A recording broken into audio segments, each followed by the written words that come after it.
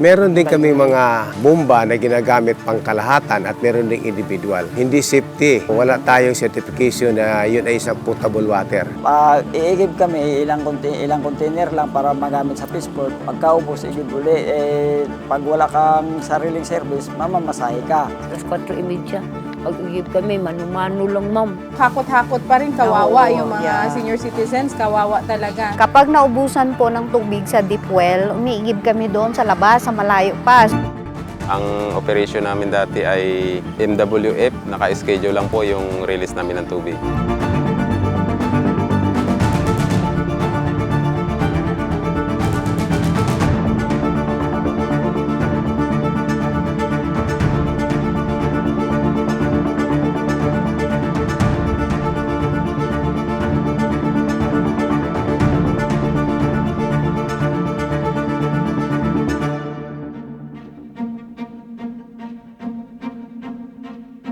Before, naka-water pump kami. Water pump and bomba. Kasi minsan kapag walang kuryente, syempre walang water pump. So, nagmamanual kami ng bomba. Yun yung water source namin before. Ang inconvenience niyan, kapag yung madaling araw, gigising ako, kailangan ko lumabas ng bahay, pumunta dun sa water pump, mag-on. Syempre, medyo malayo din yung area ng water pump. Minsan, syempre madaling araw pa noon, medyo nakakatakot lumabas. And then, yung kapag gusto ko maghugas ng kamay ng yung biglaan, hindi ko magagawa kasi nga wala akong gripo na diretso na yung tubig na lumalabas.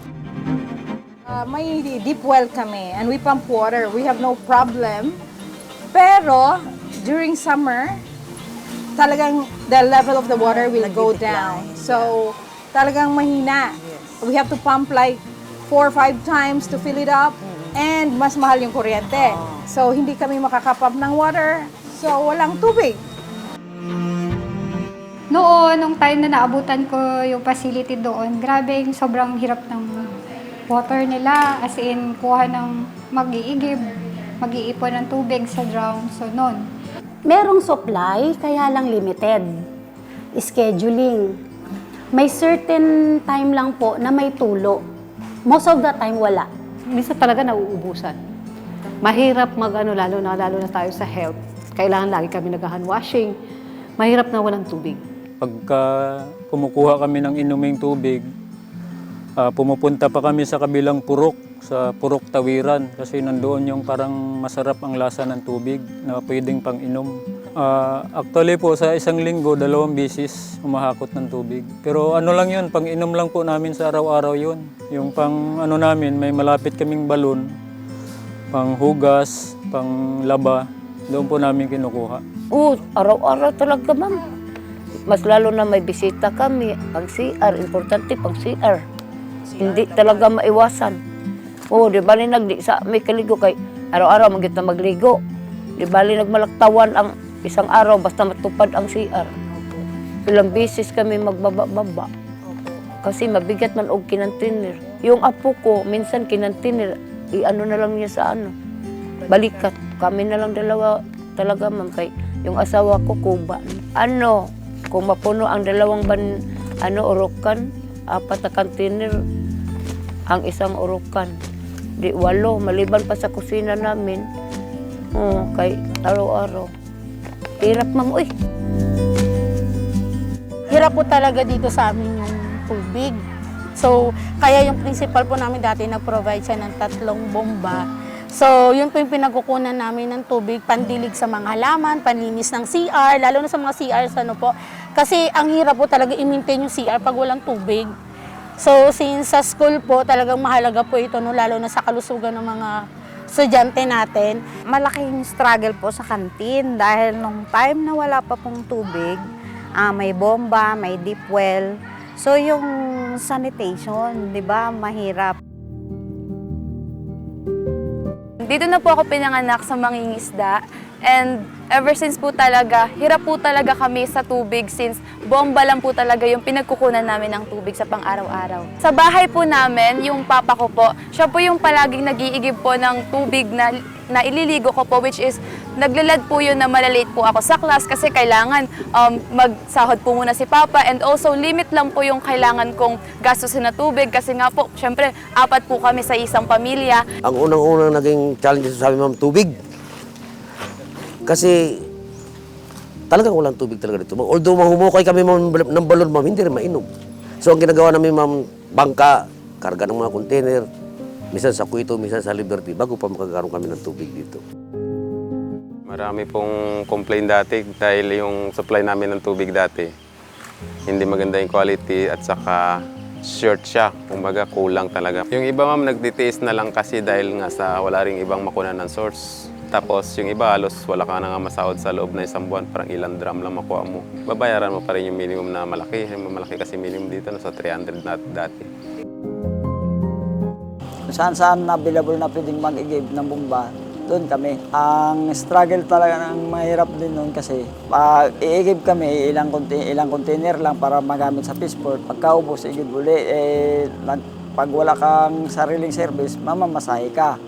Yun ang mahirap noon.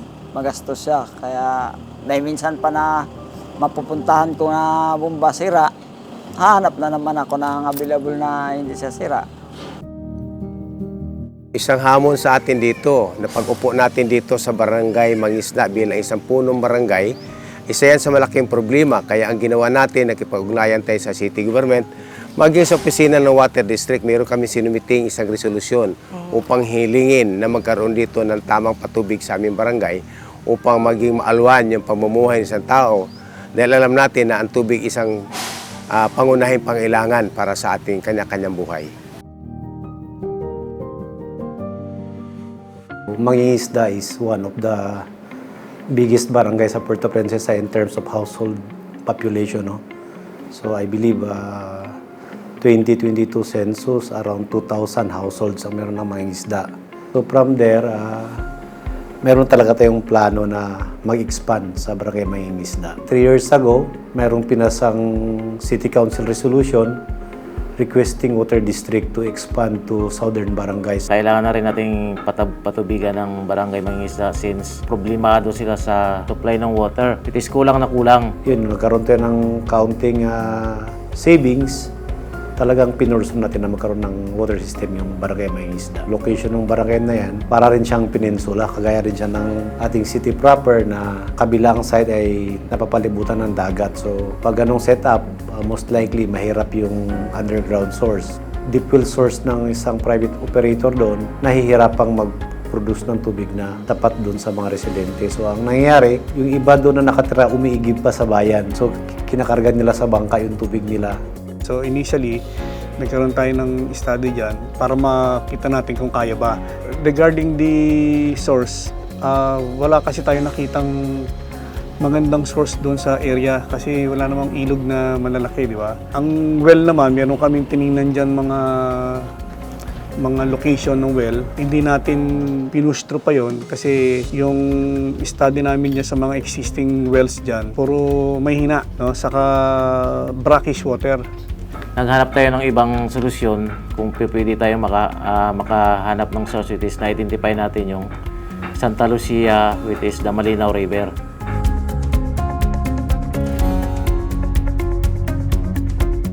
Nilakad ni GM sa Bucor na kung pwede nating ma-acquire o magamit yung Malinaw River pang supply sa mangingisda. At the same time, mawala na rin yung problema natin sa Los Miminda na kulang din sa source ng water. Ang layo ng mangingisda, yun lang. Kasi yun ang isa sa mga naging challenge natin. Siyempre, masyadong malayo yung pipeline na gagawin mo kung manggagaling ka sa Los Miminda alone. So, almost 10 kilometers na pipeline.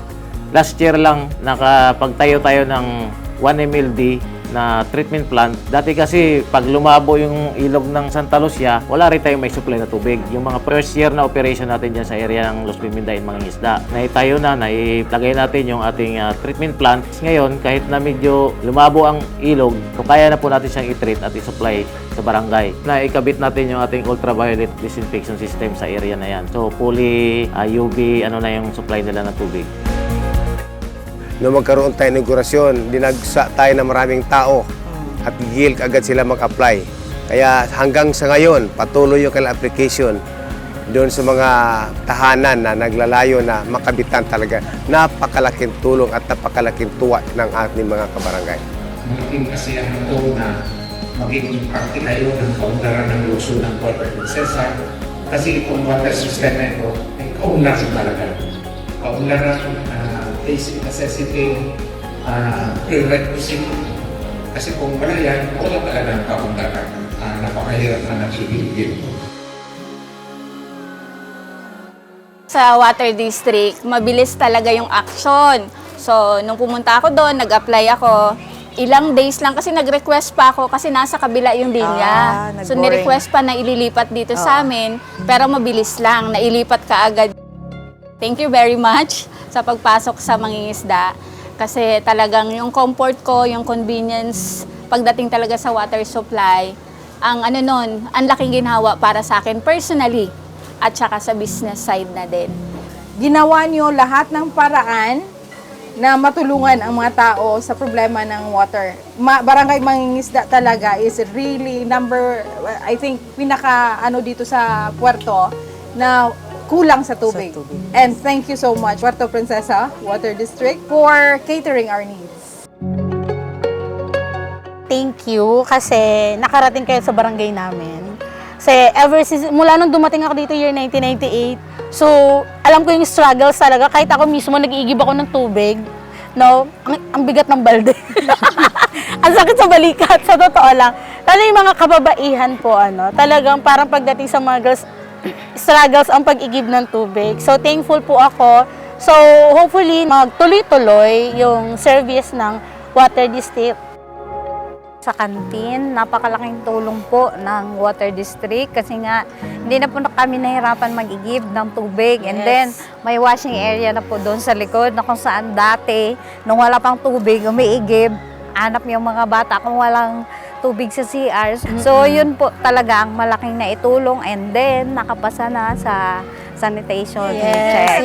Yun ang pinakamagandang balita, ma'am. Thank you very much po, Water District. Nais ko lang po magpasalamat sa City Government of Puerto Princesa and sa Puerto Princesa City Water District sa pagdala po ng water system sa Barangay Mangingisda, particular sa Mangingisda National High School. Malaking tulong po ito para mapunuan ang kakulangan sa patubig ng aming paaralan upang kami po sa aming parte ay may provide namin ang mga pangailangan ng aming mga kabataan.